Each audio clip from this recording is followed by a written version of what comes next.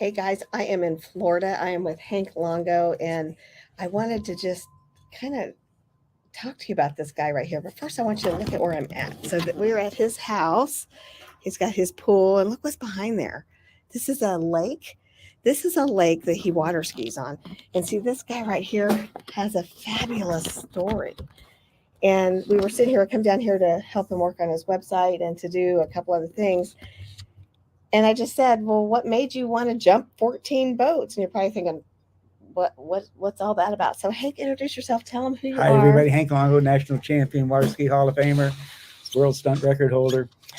What made me want to jump over 14? What the heck were you thinking when you did this? So here I am. Back in the day, there was this fabulous TV show called That's Incredible. And That's Incredible had all these different people doing stunts. That's what it was. It was like the largest reality TV show at the time. Well, it was my favorite show. So I'm hanging out one night watching That's Incredible. And I see this guy on a motorcycle come flying down, goes off a ramp, jumps over all these school buses, and lands. And when he hits, it just dawned on me. It just hit me. I bet you if you water ski jumped over a bunch of boats, you could get You on could That's do that too. Incredible. What the heck? So that was. And you are already a professional water skier. Yeah, I already was champion water skier. And so the thing was, I never jumped over any boats before. So I had to do that to even see what it was all about. So I lived in Minneapolis at the time and skied on a lake a little northwest Minneapolis, Upper Twin Lake. And I was able to convince like 6 of the neighbors to Line park their their boats boat up. out in front of my jump so I could get the feel of it. So I didn't have enough to line them up from the front of the jump on out. I had to move them out a ways so I could feel the distance of Right. So you jumping had a over gap. 100 feet or so to see how I could jump that far easily and to get a feel of what it's like going over these boats. So I did it. Freaked me out, jumped I over these bet. It would boats, freak freaked me them out. out, freaked me out. But I did it. And I went, okay. So now that I've done it, I got a picture of it. I got a young kid that was a photographer that lived on the lake uh, take pictures of me jumping over all these boats, these neighborhood boats. So then I go, okay, now I've got to take this picture to the national championships and show it to Rob Shirley, who I knew, who is the owner of Mastercraft Boats, and say, hey, do you want to sponsor me to do this stunt? And he said, yeah. He says, so what we can do is you come down to Cypress Gardens, Florida, the water ski capital in the world back in the day, and for the Mastercraft Boat Owners reunion, and you can jump over the boats there. And I went, perfect. And then I could use that promo to get me on That's Incredible. So I go down to Cypress Gardens in October, living in Minneapolis. So I had to get down there a week early to train with, live with Lucky Lowe, world champion, and skied at the garden, Cypress Gardens every day. 2 big stadiums in there. So thousands of people packed the stadium for the ski show. So I had thousands of people. It's like being in a football arena. They're going to be watching me jump over all these boats. And I trained down there for a week, skiing in the show circle, had my boat driver pulling me every day, Donald Morris, and just beautiful. And I couldn't wait. It was like Saturday morning. I wake up and I go, today's my big day to do this stunt. And I get down to the ski circle, and this horrendous wind is coming from the far side of the lake. And Lake Eloise is a big lake.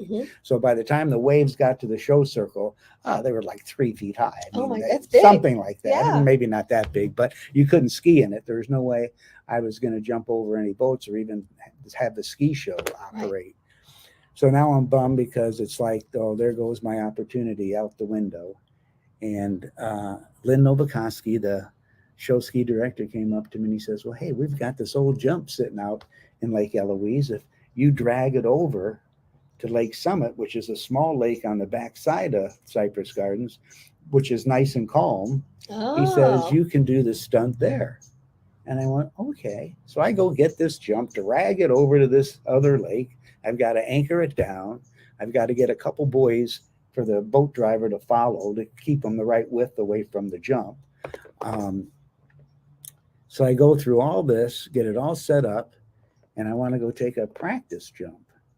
Well, my boat driver that I skied with all week long didn't show up that Oh day no. because he's out partying all night. Friday night, had a little bit of a drinking to do, and so now I don't have my boat driver, and I'm getting another boat driver that is a tournament boat driver. He's good, but I haven't skied behind him yet. I Right. You don't know guys what don't it know each feels like. other. We don't know Hmm. each other, and so we went out and I took a couple of jumps behind him and got dialed in. I go, okay, this is good. Now it's getting ready to do the show. We're going to get the boats all Hmm. lined up. I'm going to jump over 12 boats here at Cypress Gardens.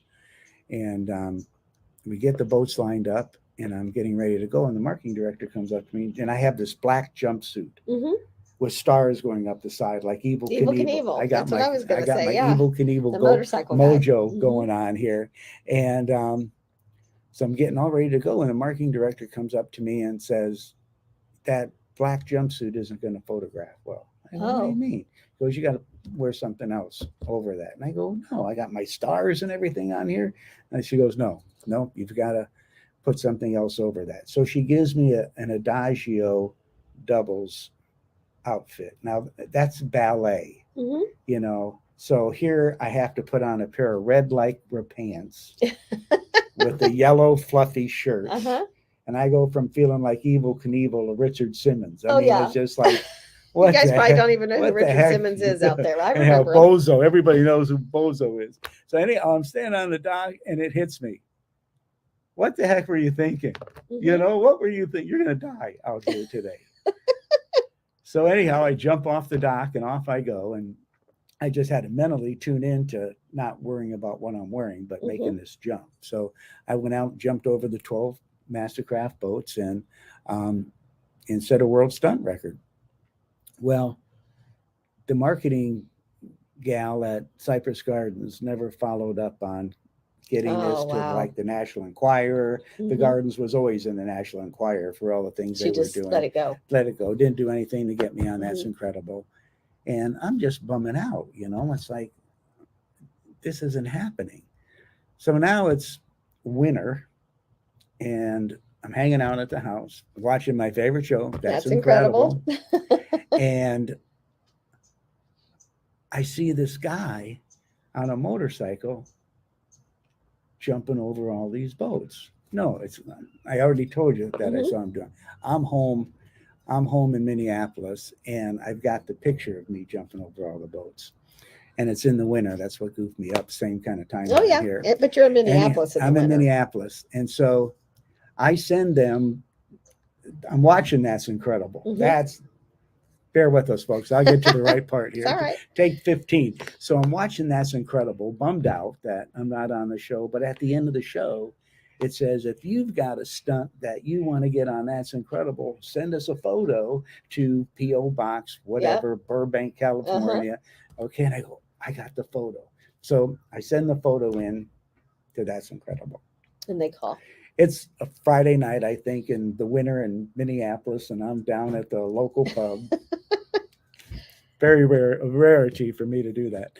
Um, and I'm hanging out with some of my buddies, and one of the fellows that worked for me, I had a car stereo shop there, and came down and joined us. And he goes, "Oh, by the way, That's Incredible called you, and they want you to do the Wow. stunt on the show." And I left them your phone number, their phone number on your desk. So I beeline out of Oh there and yeah, because you probably didn't have a cell phone back then. no, and I called them, and sure enough, they go, "Yeah, we're going to do it." And I said, "We'll plan it for June 6th."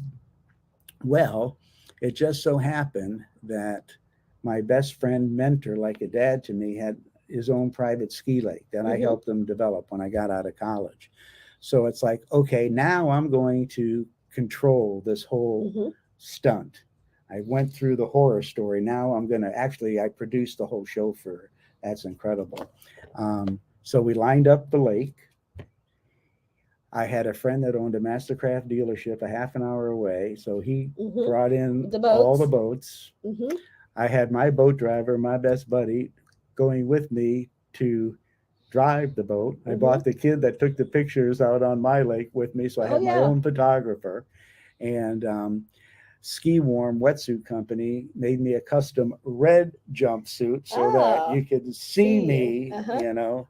And so we get there, and Spanky Spangler was a producer. He was a stunt man. What a wild guy he was. That's a whole nother story with him. And so anyhow, we've got all these Mastercraft boats going down. It was like you went out on a peninsula and the ski lake was on the left. And he also put on a ski tournament that weekend. So we had hundreds of people there to watch me do the stunt. So you had an audience. So I had an audience there. And got the boats out there. And I told him, you get a photographer over there, you get one over there, and just let this thing roll. So off I went, you know, and jumped the boats 4 times that day, actually. Wow. Yeah, because I wanted to make sure that we got it. You didn't. So how many boats total? So I jumped over 14. I didn't think 13. I jumped over 12. 13 didn't seem like a good number to me. The unlucky number, right? You know. So I went to 14 boats, and it was just an amazing experience. But you've done even more with that. So you are yourself, you were on That's Incredible, but the things that you have accomplished in life are also incredible. And you have this program now called SOAR Education. Talk to us about that. SOAR Education. And this is kind of how I even got into that. It's like my best buddy who I skied with, he was also a national jump champion, had 2 twin daughters, Britt and Tom Larson. And when they got to be maybe 5 or so years old, he got them skiing. And he quit skiing so he could coach them, identical twins. Well, it went on to not go on and on. By the time they were in their teens, they're the 2 best women trick skiers in the world. Wow. And went on to win everything there was to win, world records, masters, everything, Hall of Famers. And when I just watching them and seeing how good they were, I go, you know what? These kids, they're performing on the biggest stage in the world under the most incredible pressure, and they just dial it in. And I go, you know what? Other kids have that same potential to really be whatever they want to be at a young age. I mean, they're smart enough. These kids are proving it. You watch these little girl gymnasts, and what they're doing in the Olympics, the biggest stage you could be on, and they perform as well as they do. And I go, other kids that don't have parents like Britt and Tom with a dad and a mom that were so supportive, and he went out of his way to, they lived in Wisconsin. So they trained up there until it was too cold to train. He had a big old tub that they'd get in with warm water that he'd heat up, and then he'd drive them down to Florida to train with the best skiers in the world.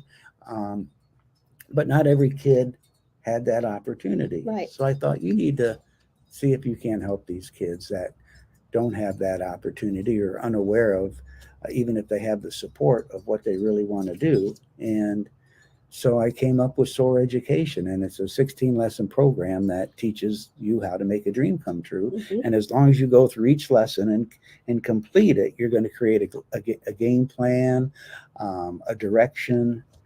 You're going to know what you need to do. You just can't give up. And the biggest thing is to believe in yourself that you can do it. He puts this in schools. It's a class. So the book, you buy the book, and there's also a workbook.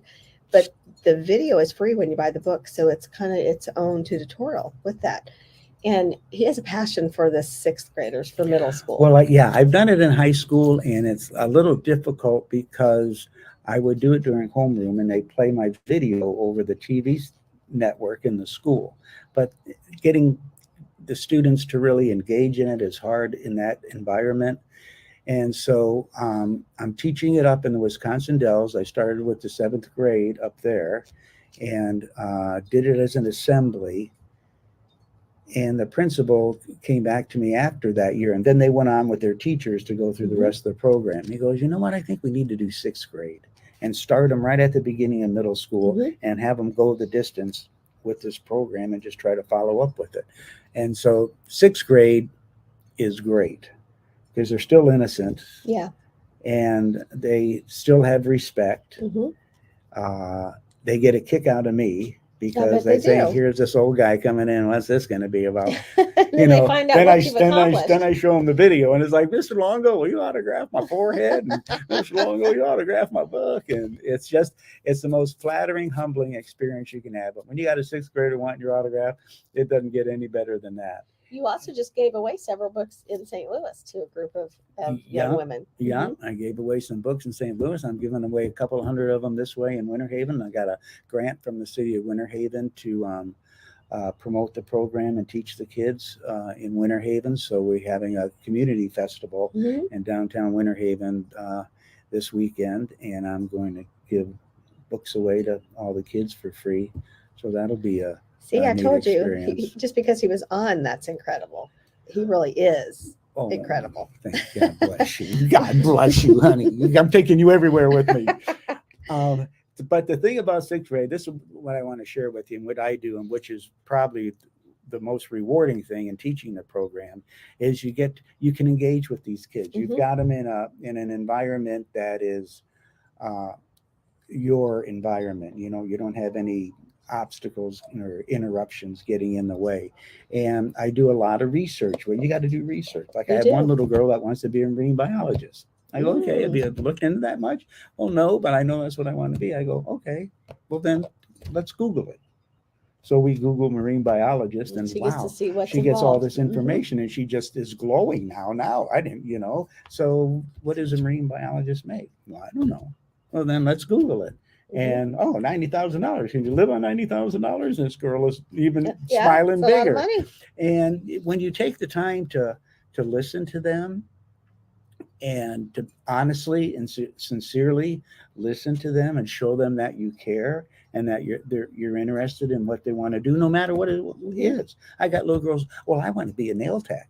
I go, okay. Yeah, don't squash their dream. Okay, Google it. What do you need to be a nail tech? And bingo, up comes all this information on being a nail tech. And now it's like, I could really do this. I go, what else? What does a nail tech make? I don't know. I'll Google it.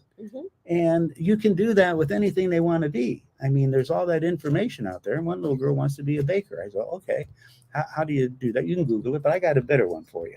Why don't you go to the local bakery and talk to the owner, ask them, how did you start your bakery? And then you can say, can I work in your bakery and get a part-time job and learn it from get a little internship going on? Right, get it right from the actual craft itself, and maybe you'll love it.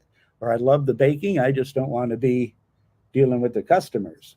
Right. Okay, so you're going to have to learn that. You get somebody up front. Customers kind of come with no it. matter what they want to do, you can help them find that. And if they don't want to do, you just have them, hey, well, what does it take to start a small business? Learn that. Let's not, just because you say you don't have anything that you really believe in doing right now, that doesn't give you the excuse that you don't have to do anything. That's right. That doesn't give you a, pass go and just not. So I get them say, well, Google what it takes to start a small business. You need to learn that anyhow. That's just good information for you to have. Absolutely. And so you can just work with them, and then they trust you. And when they trust you, you get them to perform and really believe in themselves. And it's just a wonderful experience to see them actually, learning. And you wouldn't believe what kids that age want to be. Oh, I mean, kids don't have discourage them. Oh yeah, you can't. It has to be a positive experience, no matter what. One little girl said to me, well, I don't do all that good in school, but I like to draw. Can I show you my drawings? Can I show you what to do? And I go, of course you can. And she did. Of course you can. You can't.